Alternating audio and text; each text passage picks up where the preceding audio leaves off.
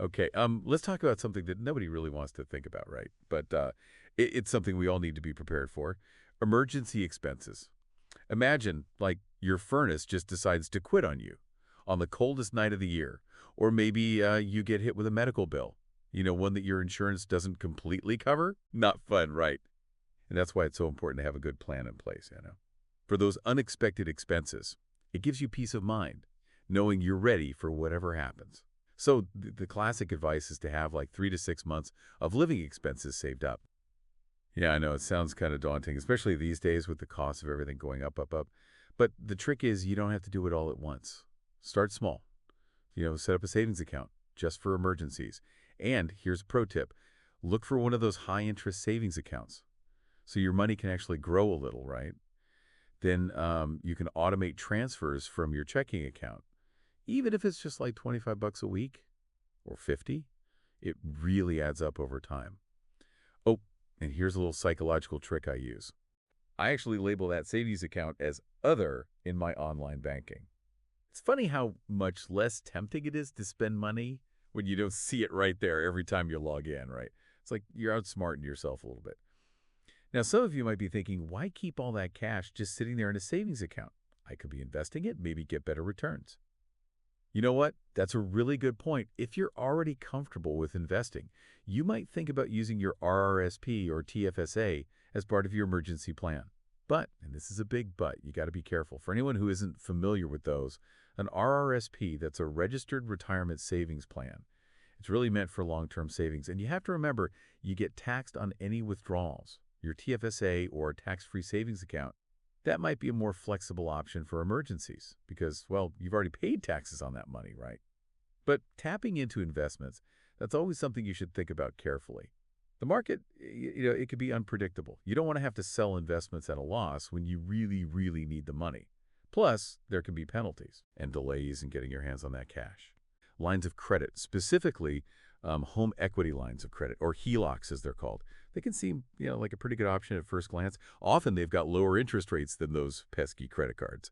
But they do have some risks that come along with them. HLEs basically let you borrow money against the value of your home, which, I mean, it can be tempting, right? But think about this. What happens if the housing market takes a dip and suddenly you're in a spot where you need to access that line of credit? You might find yourself stuck with like a way smaller borrowing limit than you thought you had right when you need it the most.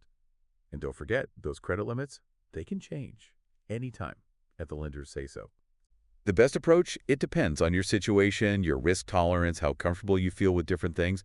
If you're someone who feels better knowing there's a good chunk of cash set aside, then, focus on building a solid emergency fund and a high-interest savings account. But if you're more into investing, then you could explore using your RRSP or TFSA. But, and this is important, do it carefully. Have a clear plan.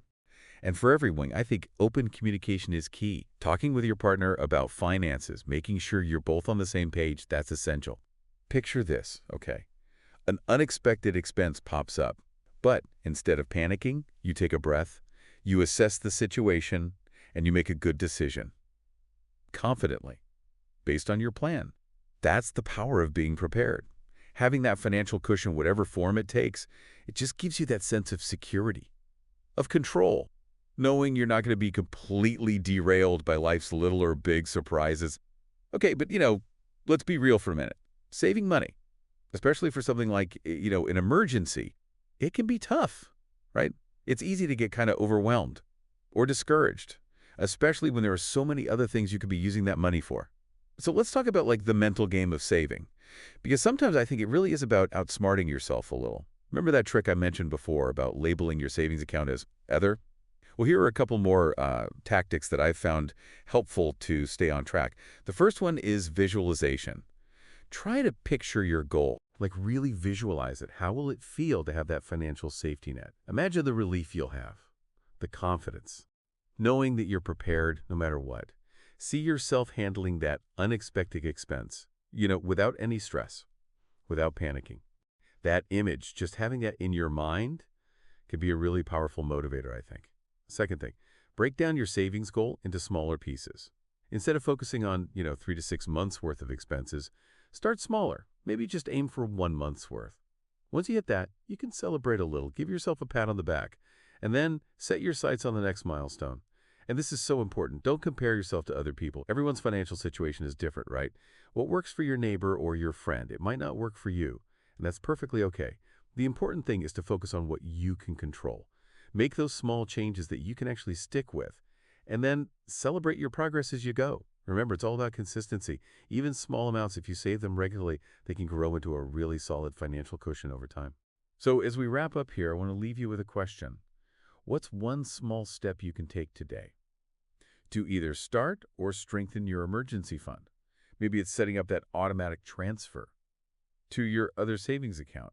Or maybe it's cutting back on something small each week, like, I don't know, your daily latte, and putting that money into savings instead. Or, hey, maybe it's finally sitting down with your partner and making a plan together, one that you're both committed to. Whatever that step is, just take it, do it today. Because by being proactive, by making a plan for those emergency expenses, you're taking control of your finances. You're building a more secure future for yourself, no matter what life throws your way. You got this.